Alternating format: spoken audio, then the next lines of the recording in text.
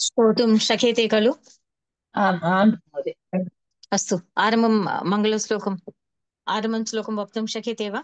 आम् नमस्कारः, वदतु। आम् वक्रतुण्डमहाकाय सूर्यकोटिसमप्रभ निर्विघ्नं कुरु मे देव सर्वकार्येषु सर्वदा सरस्वती नमस्तुभ्यं वरदे कामरूपिणि विद्यारम्भं करिष्यामि सिद्धिर्भवतु मे सदा।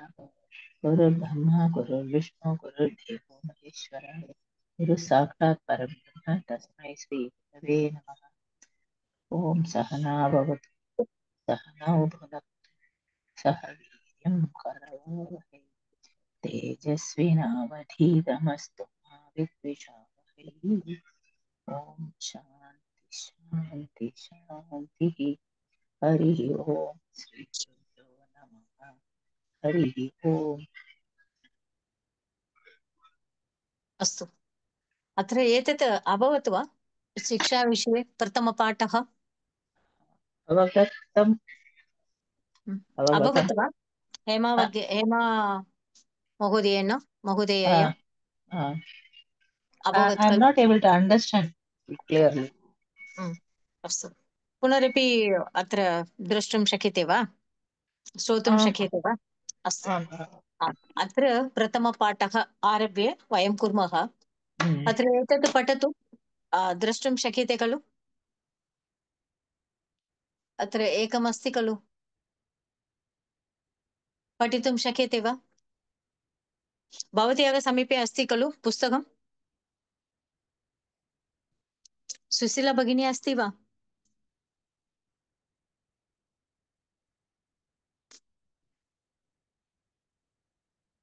वक्तुं शक्यते वा सुशीला भगिनी? आम् किमपि आम् न? महोदय। आम् महोदय आम् महोदय। पठतु। सतां हि सन्देहपदेषु वस्तुषु प्रमाणमन्तकरणप्रवृत्तयः करणप्रवृत्तयः। सताम् इत्युक्ते वचनं किम्, अनन्तरं विभक्ति सतां किम्? षष्ठी बहुवचनम् उत्तमं। हि इति अव्ययम् अव्ययपदं। सन्देहपदेषु एतदपि सप्तमी बहुवचनम् उत्तमं। वस्तुषु सप्तमी बहुवचनम् प्रमाणम् अन्तः। प्रमाणम् प्रमाणमन्तः रामः एव प्रथमा विभक्ति बहुवचनं। बहुवचनम् करणप्रवृत्तयः वृत्ति एव। वृत्तिः बहुवचनं वृत्तयः, करणवृत्तयः। पठतु। In ambiguous matters, noblemen seek the counsel of their own conscience. That is introspection, kalu. Introspection. One has to understand oneself. What is his quality? And if any विपत्काले अनन्तरम् अत्र किञ्चित् अत्र कष्टकाले आगच्छति चेत् सः एव अत्र किं करणीयम् इति तस्य मनसि आत्मनः अत्र कर्तव्यमेव। अस्तु, इदानीम् एतदपि पठतु। रामो राजमणि सदा विजयते रामं रमेशं राजमणिः रामो राजमणिः सदा विजयते रामं रमेशं भजे रामेण विहता निशाचरचमु रामेण अभिहिता निशाचरचमु रामाय तस्मै नमः। रामान्नास्ति परायणं रामात् नास्ति, अत्र अनुनासिकसन्धिः तकारस्य स्थाने नकारः नकारः भवति। रामात् नास्ति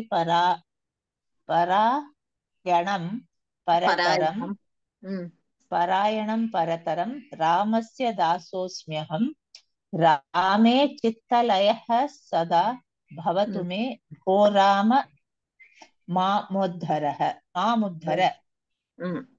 उद्धर। अत्र किमपि माम् उद्धर। अत्र किञ्चित् उपरि आगन्तव्यं मया, अतः भवान् एव एतत् विषये कार्यं करोतु, अनुगृहीतु, प्रसीदतु, प्रसीद इति अत्र कौसल्या सुप्रजा रामपूर्वा सन्ति, अत्र अस्ति प्रसीद। रामः राजमणिः एव सदा विजयते, सदा सर्वदा तस्य समीपे विक्ट्रि विजयते एव, विजयमेव प्राप्तवान् कर्मणि प्रयोग विजयते।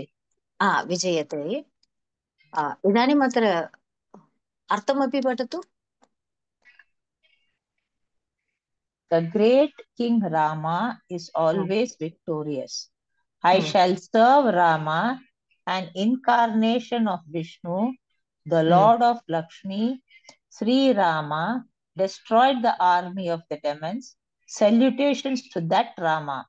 There is no greater refuge than Rama. I am a servant of Rama. Let my mind find union with Rama always. O Rama, save me. अत्र रामः रमामणिः सदा विजयते एव। रामं रमेशं भजे। रमा ईशम्। अत्र किं सन्धिः भवति? रमेशं रमा ईशं वृद्धिसन्धि। किमर्थं वृद्धिसन्धि? A plus E A. Got MA class now only, hence I will miss today.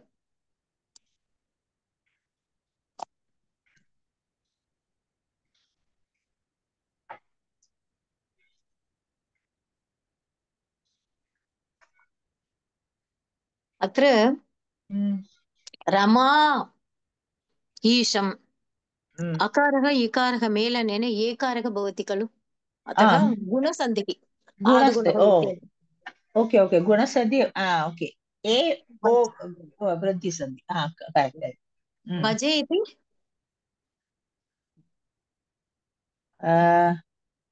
भजे अहं भजे उत्तमपुरुष एकवचनं। रामेण अभिहता निशाचरचमू। Sri Rama destroyed the army of the demons. निशाचर। रामेण अभिहता निशाचर चमू। चमु इत्युक्ते आमि एव। रामाय तस्मै नमः। यत्र यत्र चतुर्थी आगच्छति तत्र तस्मै नमः। यत्र यत्र नमः इति पदम् आगच्छति आयाति तत् स्थाने तस्मै रामाय इति चतुर्थी विभक्ति आगच्छति। इदानीं रामात् नास्ति, तकारस्य स्थाने नकारः अनुनासिकवर्णः भूत्वा रामान् नास्ति इति भवति। परायणं परतरं। There is no greater refuge than Rama. Parayanam parataram taram. Parayanam is refuge. रामात् नास्ति परायणं, तस्य कृते अन्यः अपि कोऽपि तिष्ठन्तं किमस्ति अत्र? तिष्ठति, कोऽपि न तिष्ठति।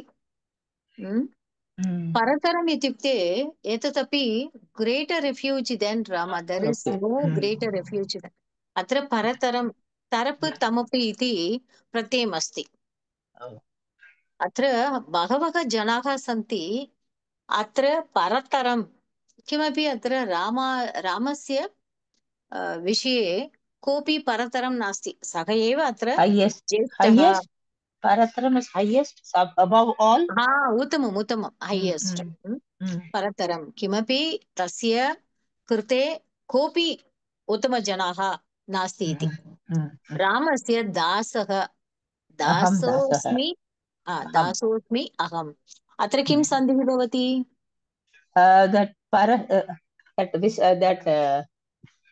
परसवर्णसन् न, अस्मि अहम् इकारस्य स्थाने एकारः भूत्वा यन् सन्धिः। that S type of thing. S type of thing comes means इको एनर्जी इति अस्ति। अनन्तरं रामे किम् अत्र रामे सप्तमी चित्तलयः रामे चित्तलयः सदा भवतु मे। मम मम मनसि तु सदा रामे तिष्ठति। तिष्ठति। रामे चित्तलयः भवति इति। सदा भवतु मे भो राम माम् उद्धर। भोः इति अत्र सम्बोधनपदमस्ति खलु। भोः राम माम् उद्धर। माम् द्वितीयविभक्ति एकवचनम् उद्धर। महोदय दासोऽस्मि अहं. There it is parasavarna sandhi or that पूर्वरूपसन्धि दासः अत्र दास एतदपि अस्ति पूर्वरूपसन्धि। अतः एव अत्र अवग्रहचिह्नम् आगत्य कार्यं करोति। प्रथमम् एतत् आयाति। अस्तु, दासः अहम् अस्मि अहम्। दासः अस्मि अहम्। अत्र किञ्चित् संस्कृतभाषायां किं प्राधान्यम् अस्ति चेत् दासः अस्मि अहम्, अहमस्मि दासः, दासः अहमस्मि इति कुत्रापि अत्र पदं दातुं शक्यते एव, अर्थं समानमेव। परन्तु अत्र आङ्ग्लभाषायां तादृशं नास्ति, तमिळ् भाषायामपि तादृशं नास्ति। अत्र प्राधान्यम् अस्ति संस्कृतभाषायाम्। अस्तु, इदानीं पार्टिकल्स् दट् इस् कृदन्ताः एव अन्ते अस्ति। अत्र आङ्ग्लभाषायां प्रिफिक्स् सफिक्स् इति अस्ति खलु। इदानीम् अत्र अफिक्स् अस्ति, प्रिफिक्स् सफिक्स् इति अस्ति। पठतु। प्रथमा विभक्तिः. We have learned that the roots of all words are called dhatus. A set of affixes called krit. Krit affixes added to roots give rise to a participle of kridanta forms. In the lessons of Parichaya under the head words, we have learned these participles. In this lesson, let us study them with examples. छात्रः पठन् निद्रां कृतवान्. पठन् शत्रुप्रत्यय. कृतवान् तवतु प्रत्यय. बालः क्रीडन् मुदितवान्. सः नमन् मुद्दु धातु, धातु तु मुद्दु, मुदितवान् हैप्पी खलु। मोदति मोदति मुद्दु धातुः। सः नमन् अस्ति. सः नमन् अस्ति, नमति खलु। सः गच्छन् धेनुं दृष्टवान्. भक्तः देवं पश्यन् प्रदक्षिणं कृतवान्. एषः सुरान् पिबन् लोकमेव विस्मृतवान्. सदा भवति खलु, भवति खलु, सर्वदा भवति एव। कपयः खादन्तः. एषः उत्पतितवन्तः. बहुवचनं नो. खादन्तः of शत्रुप्रत्यय. दुर्जनाः निन्दन्तः. कपयः अर्थं जानाति खलु। कपयः monkeys. अस्तु। दुर्जनाः निन्दन्तः एव तृप्तवन्तः. दुर्जनाः विषये एतदेव चलन्ति। दुर्जनाः सर्वदा निन्दन्तः एव। They are happy doing ninda to others. तृप्तवन्तः. दुर्जनाः निन्दन्तः एव तृप्तवन्तः। अस्तु।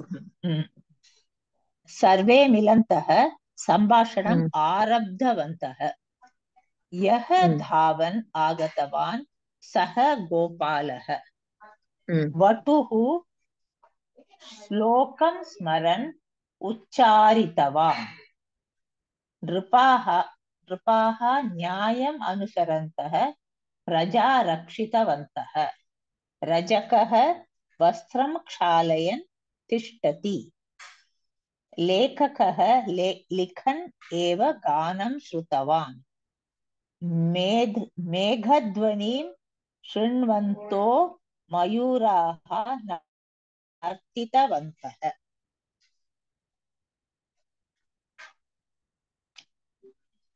शिशुः स्खलन् पतितवान्। स्खलनार्थं जानाति खलु? स्खलन् I forgotten just slip. okay, slip. Oh, he slipped. सः गायन् नेत्रं निमीलितवान्। कार्यं कुर्वन् न कश्चिदपि अवसीदति। रावणः जानन् अपि धर्मं न अनुष्ठितवान्। अर्जुनः मार्गं पृच्छन् तीर्थयात्रां कृतवान्। रावणः जानन् अपि धर्मं न अनुष्ठितवान्। अत्र even though he knew, even while knowing, he did not.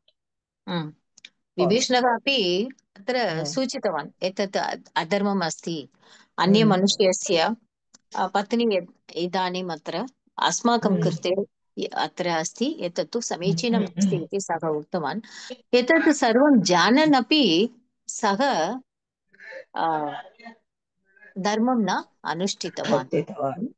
अत्र इदानीं पठतु। पदसङ्ग्रहः। The lessons of Parichaya have taught the verbal forms and participle forms of their usages. This is to refresh your mind. Garh to abuse. Abuse. संस्कृतभाषायां किम् अस्ति? गर्ह इति. Abuse is nindati. उत्तमम् उत्तमं, निन्दति एव. गर्हति blames. शिशुपालः कृष्णं गर्हति. गर्ह्यते is blamed. कौरवेण कृष्णः गर्ह्यते. गर्हिष्यति will blame. एतत् गर्हति कर्तरि कर्मणि फ्यूचर सेंस भविष्यत्कालः लृट् लकारः. अध्यापकः श्वः गर्हिष्यति. गर्हितवान् गर्हितवती. लिङ्गं किम्? गर्हितवान् पुल्लिङ्ग, गर्हितवती स्त्रीलिङ्ग, तवतु प्रत्यय.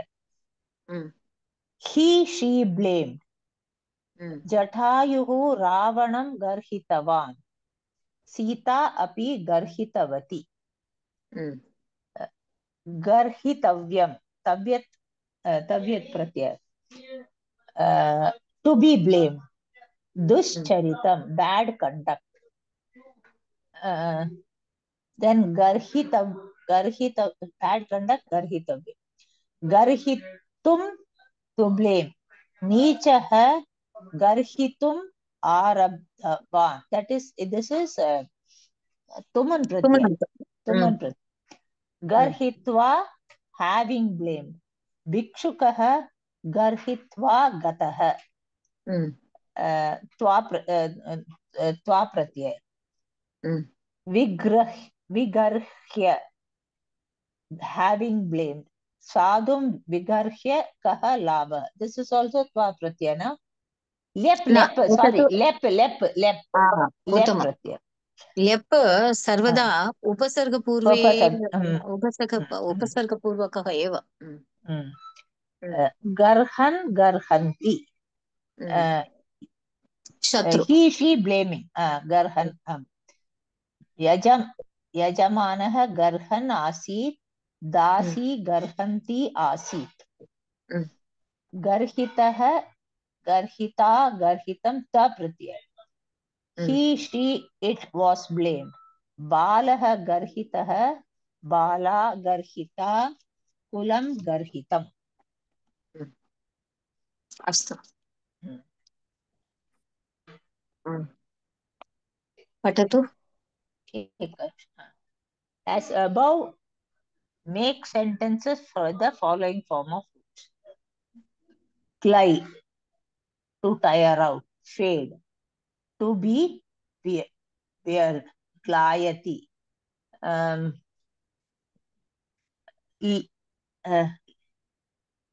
The writing has faded, so lekhaniyam glayati. Glayate is karmani prayogana. कर्मणि आगच्छति चेत् अत्र पुस्तकेन लेखनं ग्लायते. कौरवेण कृष्णः गर्ह्यते तदेव अत्र ग्लायते इति. ग्लायते पुस्तकेन लेखनं ग्लायते. ग्लास्यति, ग्लास्यति is to fade, will fade away. अत्र to tire out अपि अस्ति. Tire out. Okay, to be to tire out. Exercise is called as what?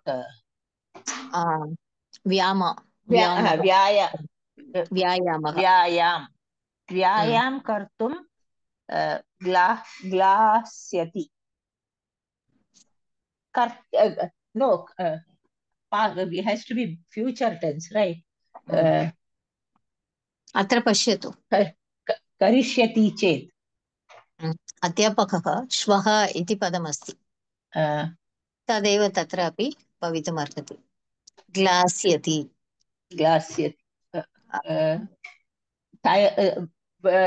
When you do while doing or you will tire if you even अत्र कर्मकरः श्वः. correct.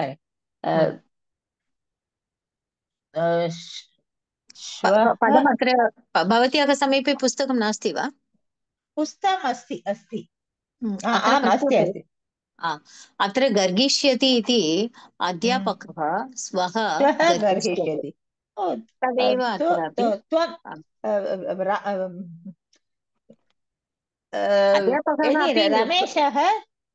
रमेशः श्वः व्यायामं कर्तुं ग्लास्यति.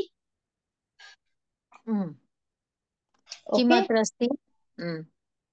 ग्लास्यति.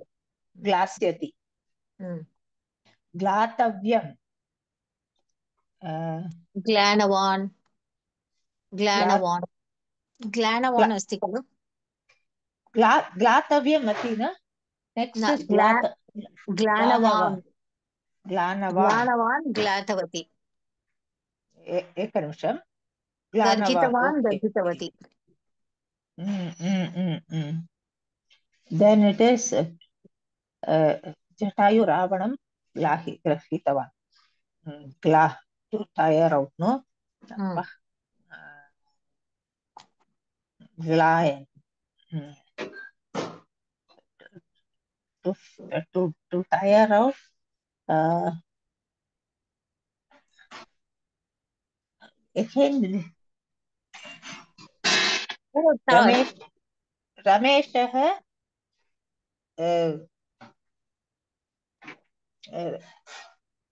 रमेशः जटायुः क्रीडन्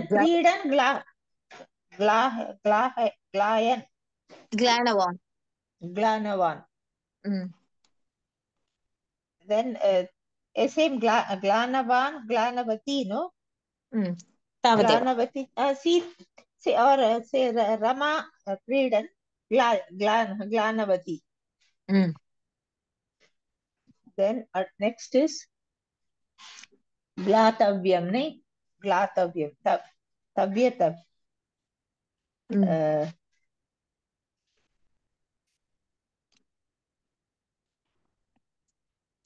ग्लातव्यं.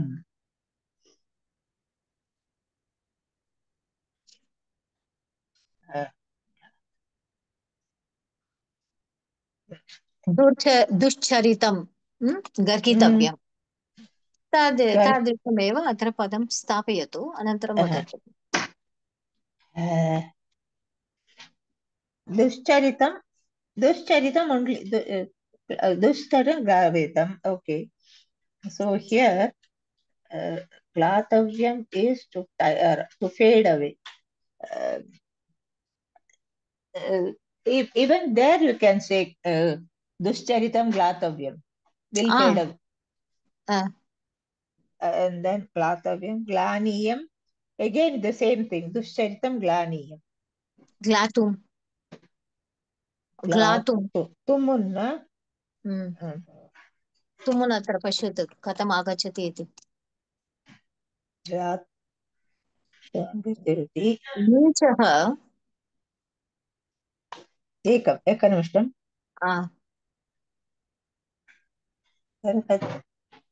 गर्हिता गर्हितं गर्हितवान् ग्लानवान् ग्लानवती then what is this in this ekanimisam where is that word ग्लानतव्यं ग्लानतव्यम् अभवत् खलु इदानीम् ग्लानतव्यम् अभवत् ग्लातुं एकनिमिषं ग्लातुं ग्लान् ग्लाना ग्लानं ग्लानवान् ग्लानवती ग्लायन् ग्लात्वा ग्लातुं तुमन् प्रत्यय right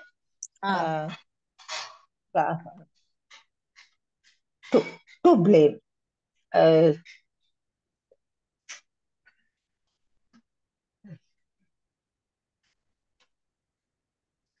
अत्र किम् अभवत् नीचः गर्हितुम् उद्युक्तः what does उद्युक्तः is interested ग्लातुं धावन्तः बालः धावन्तः बालकः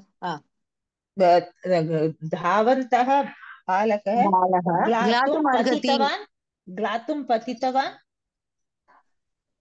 एतदपि ग्लात्वा इदानीं त्वा प्रत्यय भिक्षुकः गर्हित्वा गतः तदेव अत्र टयर्ड्नेस् अनन्तरम् अत्र पेड् अत्र वस्त्रं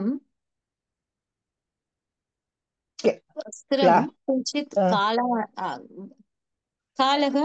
गतः ग्लात्वा अभवत् ओके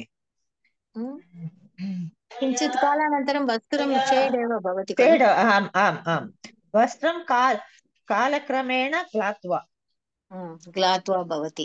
भवति अनन्तरं प्रग्लाय लेफ्ट् प्रत्यय साधुं विहर्य सः सन्तुष्टः same thing we can say no वस्त्रं प्रग्लाय किं लाभः what is the use इदानीं ग्लानः ग्लाना ग्लानम् इति भवति ग्लानः is ta pratyaya past tense no then past tense कर्मणि प्रयोगः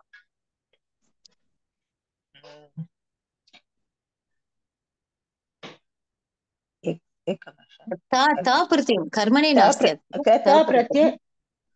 प्रत्यय बालः ग्लानः this ta pratyaya is always past tense karmani prayoga past tense no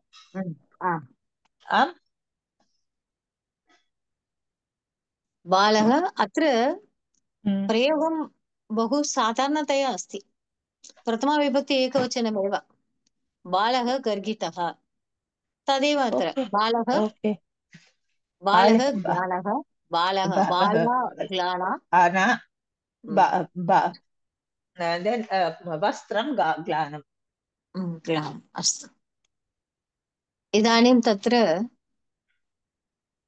ग्रह तदेव भवति इदानीं यदा आम् अभवत् तदेव भवति हम्म, इदानीम् अत्र प्रहेलिका जिघ्रति पठतु प्रहेलिका प्रहेलिका एकनिमिषम् पर्वताग्ने रथो याति भूमौ तिष्ठति सारथि चलते वायुवेगेन पदमेकं न गच्छति. A chariot is moving on the hill and the chariot is standing on the ground. It is going with the speed of the wind but not moving in even a single foot forward. Uh, uh, then should I read the answer also? Answer The charioteer means the potter's wheel here. It rotates on the hill stand and the charioteer stands on the ground. Though he rotates fast, it does not move even one step. So it is the potter's wheel and not the chariot. The wheel is the potter's wheel and not the chariot's. पर्वताग्रे पर्वताग्रे पर्वत अग्रे Agre. रथः याति भूमौ सप्तमी एकवचनं तिष्ठति तिष्ठति. धातुः सा धातोः प्रथमा पुरुषे एकवचनं सारथिः अपि सुबन्तपदं प्रथमा विभक्ति एकवचनं चलते चलते कर्मणि प्रयोग प्रथमा एकवचनं वायुवेगेन तृतीया एकवचनं पदमेकं बहु द्वितीया एकवचनं पदम् एकम् एकवचनं च न गच्छति लट्लकार प्रथमा एकवचनं न इति अव्ययपदम् सुभाषितम् दम्भेन लोभेन भिया क्रिया वा प्रायो विनीतो जन एष सर्वः वैराग्यतस्त्वाकृतं विनीतं ररं वरं दुर्लभम् एव मन्ये. पदविभागः अपि पठतु. पदविभाग दम्भेन लोभेन भिया क्रिया वा प्रायः विनीतः जनः एषः सर्वः वैराग्यतः तु आहृदयं विनीतं नरं वरं दुर्लभम् एव मन्ये. अत्र दम्भेन अर्थमपि तात्पर्यमपि पठतु अग्रे. तात्पर्यम् I am of the opinion that most people are humble only for one of the following reasons: either to show off, or due to greed, or out of fear or shame. I feel that a great man who is without any desire and is modest from his heart is difficult to find. प्रतिपदार्थ पठामि वा? प्रायः mostly, सर्व एष जनः all these people, दम्भेन लोभेन भिया क्रिया वा विनीतः are modest out of hypocrisy, greed and fear or shame. वैराग्यतः आहृदयं विनीतं वरं नरं तु दुर्लभम् एव मन्ये. But I think it is difficult to find a great man who is modest from the bottom of his heart due to the absence of any worldly desire.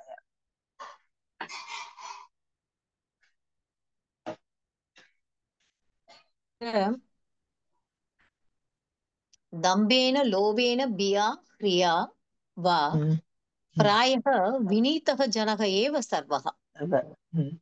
वैराग्यः तु वैराग्यतः तु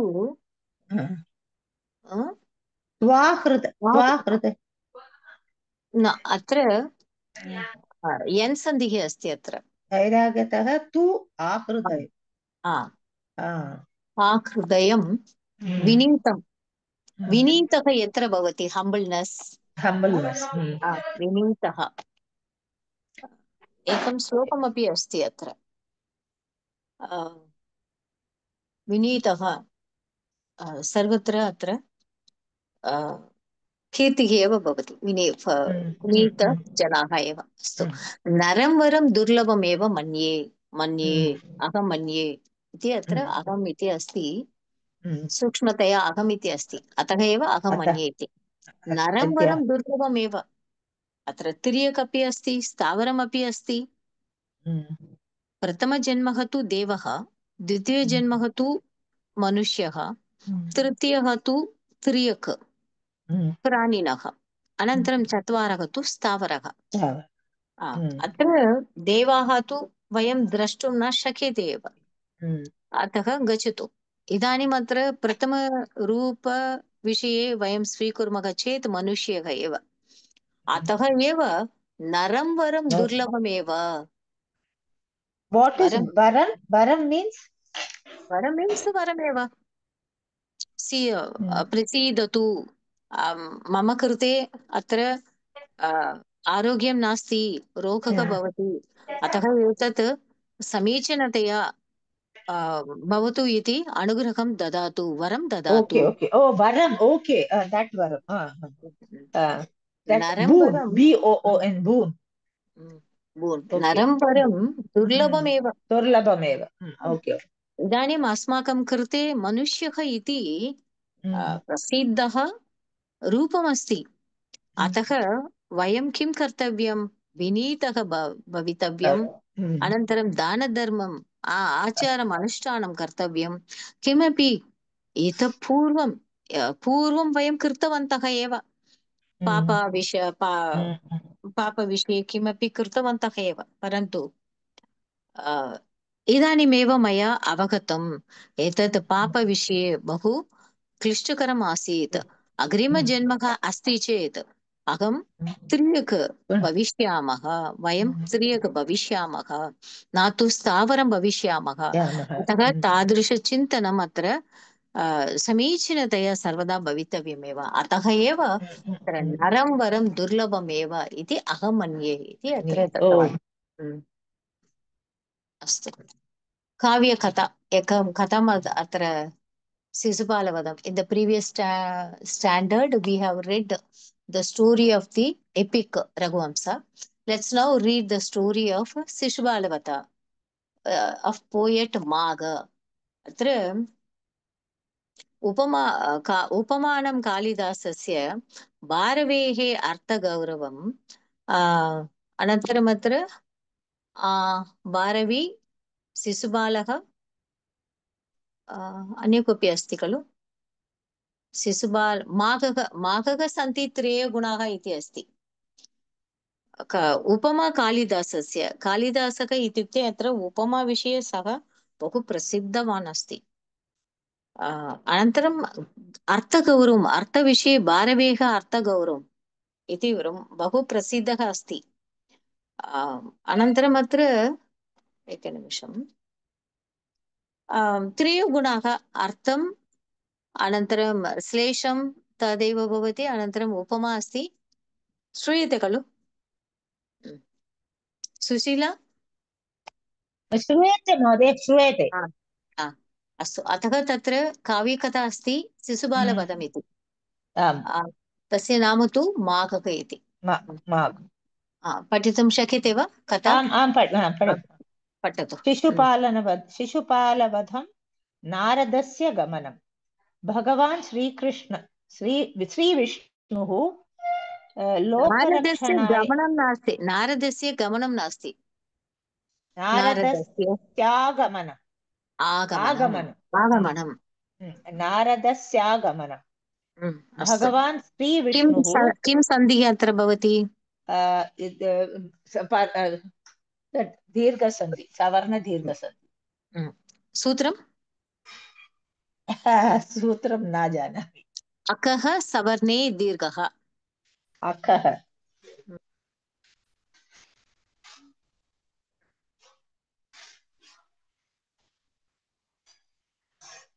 पठतु एकनिमिषम्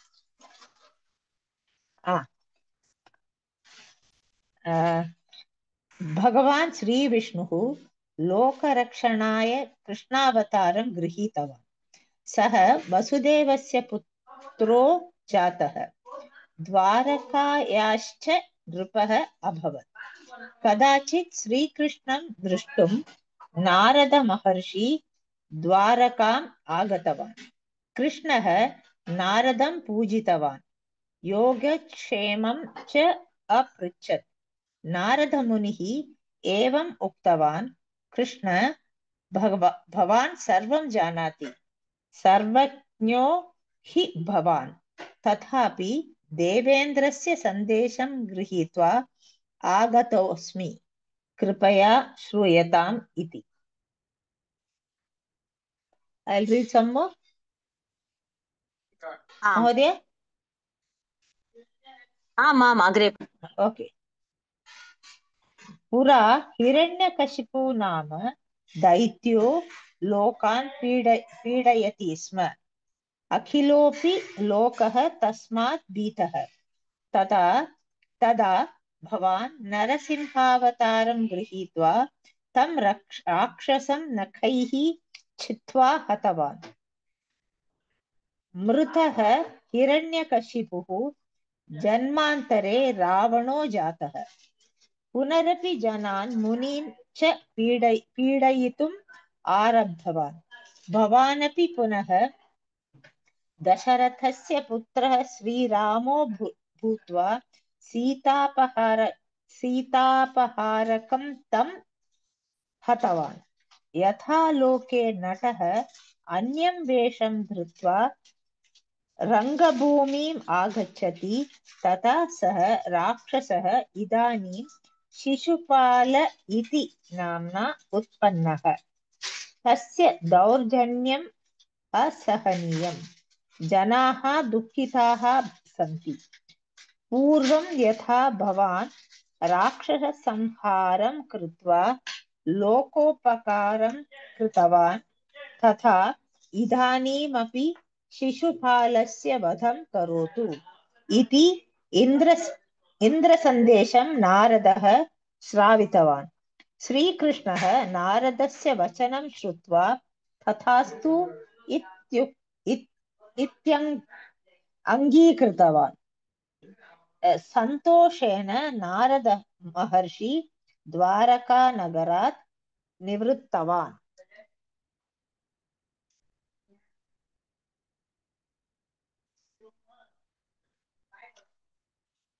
महोदय?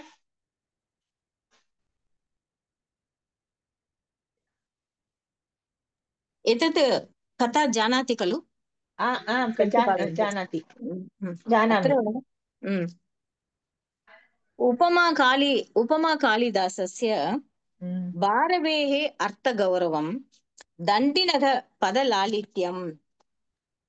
दण्डिनः इति एकः कवि अस्ति, कविः। कालिदासः अपि जानाति एव। कालिदासः अनन्तरं भारवेः अर्थमिति भारवी इति अस्ति। भारवेः षष्ठी एकवचनं। भारवेः अर्थगौरवं, दण्डिनः पदलालित्यम्। अनन्तरं माघः इति इदानीं शिशुपालवधविषये पठितवती खलु? सः एव माघः। माघ इस् आल्सो रैटर्, कवि। कालिदासः उपमाविषये, भारवेः अर्थगौरवविषये, दण्डिनः पदलालित्यम् इति बहु पदलालित्यमपि अस्ति। परन्तु अत्र माघः विषये किम् अस्ति? उपमा अपि अस्ति, अर्थमपि अस्ति, पदलालित्यमपि अस्ति। एतत् त्रयः गुणाः माघस्य विषये तिष्ठन्ति। अतः एव माघे सन्ति त्रयो गुणाः। उपमा कालिदासस्य भारवेः अर्थगौरवं, दण्डिनः पदलालित्यं, माघे सन्ति त्रयो गुणाः। तस्य समीपे अस्ति। अत्र भगवान् श्रीविष्णुः लोकरक्षणाय कृष्णावतारं गृहीतवान् इति तावत् प्रत्ययम् तावत् प्रत्ययम् ग्रह धातु अत्र गृह इति अत्र ग्रहीजा व्यधि वच्चि विच्छति विच्छति इति बृहत् सूत्रमस्ति अतः तत्र सम्प्रसारणं भवति रेपस्य स्थाने अत्र ऋकारः आगत्य गृहीतवान् इति भवति सः अवतारं कृतवान् सः वसुदेवस्य पुत्रः जातः अवतारसमये वसुदेवस्य देवकी अत्र पुत्रः जातः द्वारक द्वारकायाः च नृपः अभवत् सः अनन्तरम् अत्र कदाचित् श्रीकृष्णं द्रष्टुं नारदमहर्षिः द्वारकाम् आगतवान्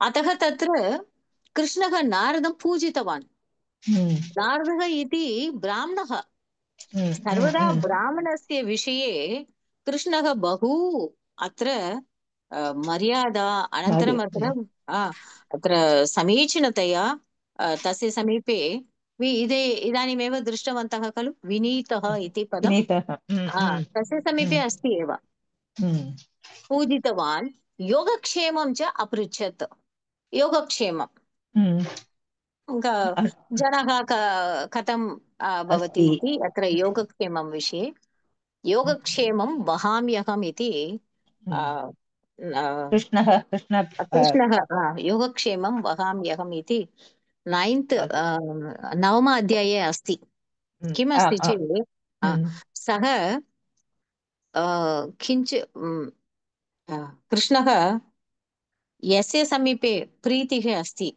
तस्य समीपे शिशुः अस्ति चेत् अनन्तरं किम् अस्ति अत्र सम्पत् अस्ति एतत् सर्वं गृहीतवान् एव इष्टमस्ति चेत् परन्तु अत्र किञ्चित् कालानन्तरं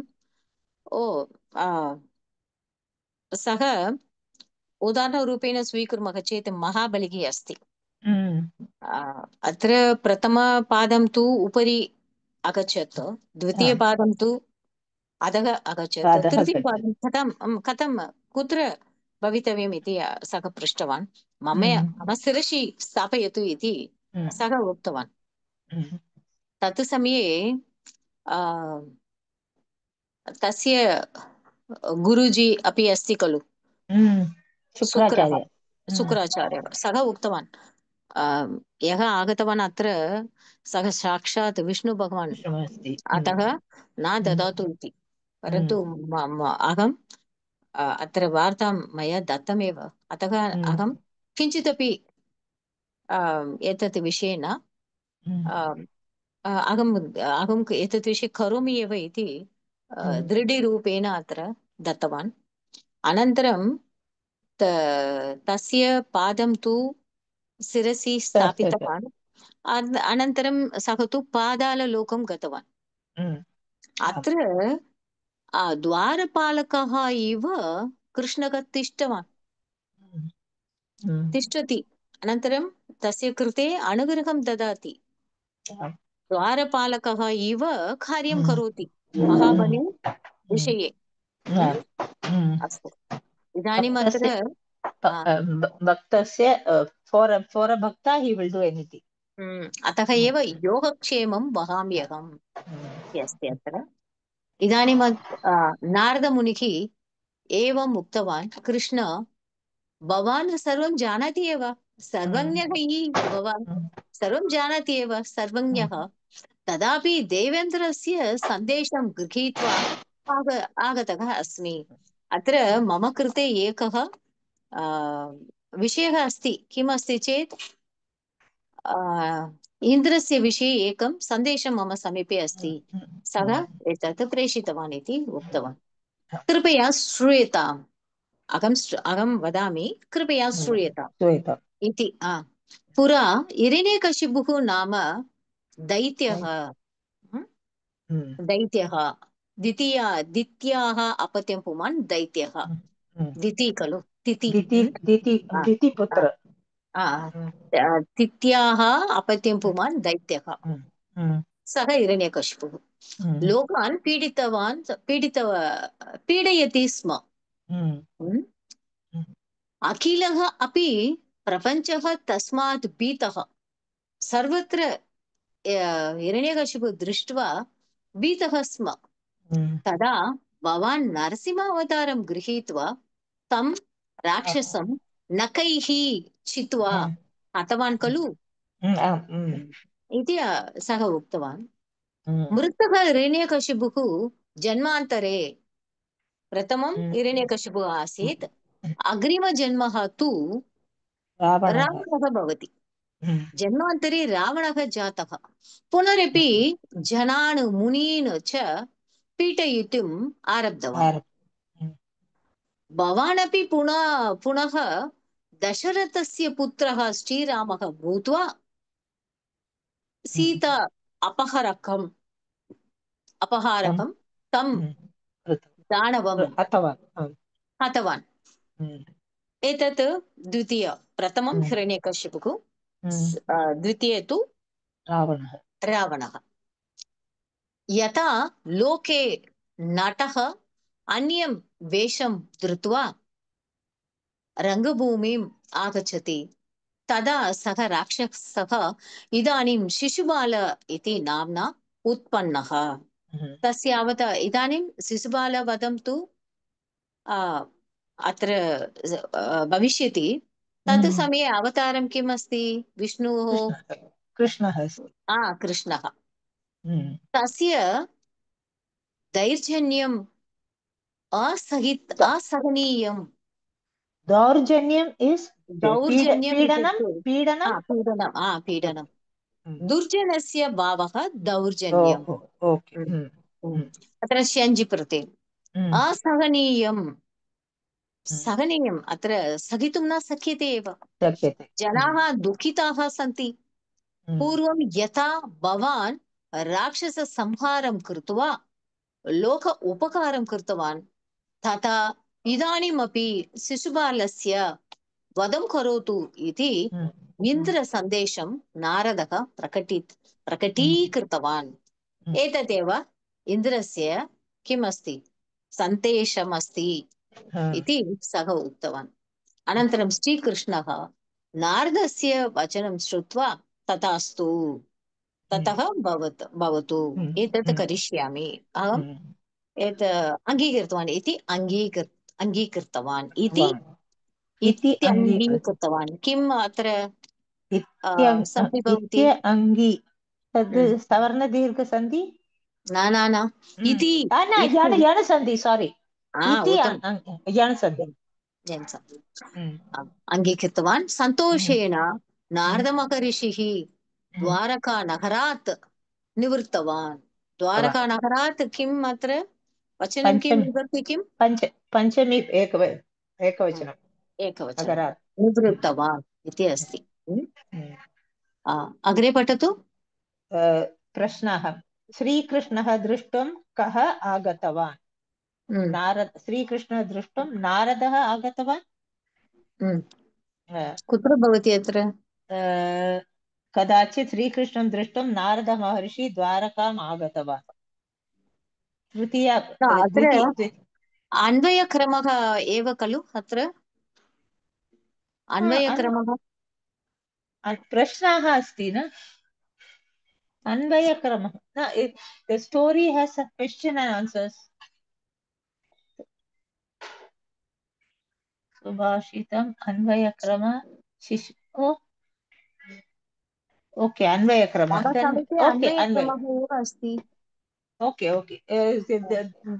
this book has lots of questions प्रश्नम् एव अस्ति okay and 5 questions are there we'll do it afterwards okay Anvaya Rachana during the course of Parishaya you have learned about Pada Vibhagah Anvayah Anvayarthah and Tatparyam Anvaya Rachana consists of analyzing a complete sentence or a sloka.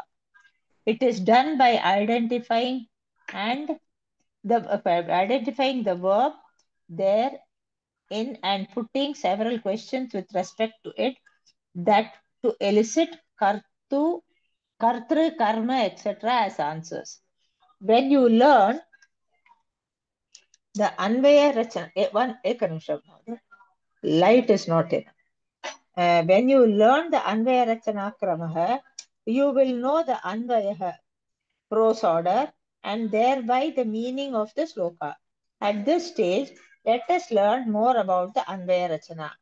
Ramaha Vidyalayam Gachati. Let us analyze this sentence. Identify the verb first. Then put the question Kaha Ka Kim to find the Kartrupadam. To know the Karma Padam, put the question Kam Kam Kim Ditya Vibhakti. When the Karthupadam or Karmapadam is in Dvivachanam or Bahuvachanam, the question should be suitably changed. Let us now apply these rules to the above example. Gachati Kriyapadam, Kaha Gachati, Ramaha Gachati. Kam Gachati, Vidyalayam Gachati, Karmapadam. Agre Patama? पठतु अत्र परिवर्तनम् अभवत् उवाच इति अत्र अस्ति किमर्थम् अत्र अन्वयक्रमः तं समीक्ष्य महासत्वं सत्तवान् हरिसत्तमः एतत् अस्ति वा अत्र तं समीक्ष्य परोपकार व्यासं वसिष्ठनप्तारम् इति भवति महोदय देन् परोपकाराय फलन्ति वृक्षाः इति एव अस्ति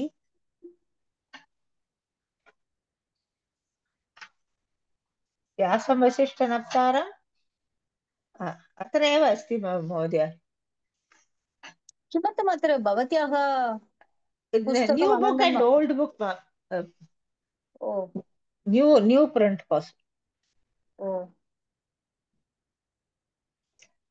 किं करणीयम् इदानीं we will do this so then we will do this मम समीपे सङ्गणके अत्र किम् अस्ति एतत् पश्यतु तं समीक्षाय एकनिमिषम् अत्र अन्वयक्रमः अस्ति खलु द प्रीवियस् लेसन् एतत् पठतु अन्यथा एकं कार्यं कुर्मः in the previous lesson the parichaya is we came to know about pada vibhagah अन्वयः अन्वय तात्पर्यं dividing the words prose order meaning and summary. Let us know about Anvaya Rachana. First we have to find the necessary questions and verbs in order to find out the kartapradam, karma padam, etc. By this method we can understand the meaning of the shloka clearly. This is that let us know. इदानीम् अत्र एकनिमिषम् अन्वयक्रमः इत्युक्ते एकं श्लोकमस्ति चेत् अत्र इतस्ततः अत्र पदम् अटन्ति एव पूर्वपदं परम् आगच्छति परपदं पूर्वम् आगच्छति अतः अत्र समीचीनतया अवगमनार्थम् अन्वयक्रमः इति बहु मुख्यम् अस्ति अत्र अन्वयक्रमः अग्रिमवर्गे कुर्मः ओके इदानीम् अत्र मङ्गलश्लोकं वक्तुं शक्यते वा वदतु सर्वे भवन्तु सुखिनः सर्वे सन्तु निरामयाः सर्वे भद्राणि पश्यन्तु मा कश्चित् दुःखभाग् भवेत् ॐ शान्ति शान्ति शान्तिः हरिः ॐ श्रीगुरुभ्यो नमः हरिः ॐ अत्र इतः पर्यन्तं किञ्चित् क्लेशः अस्ति अनन्तरम् अत्र कुत्रापि सन्देहः अस्ति चेत् अत्र लिखतु अनन्तरम् अग्रिमे वर्गे किं सन्देहः अस्ति इति पृच्छतु अहं वक्तुं शक्यते वा महोदय वदतु एकनिमिषं रेकार्डिङ्ग् अस्ति वा अहं रेकार्डिङ्ग् करोमि मया You कृतमेव। delete, you stop that, then I will ask.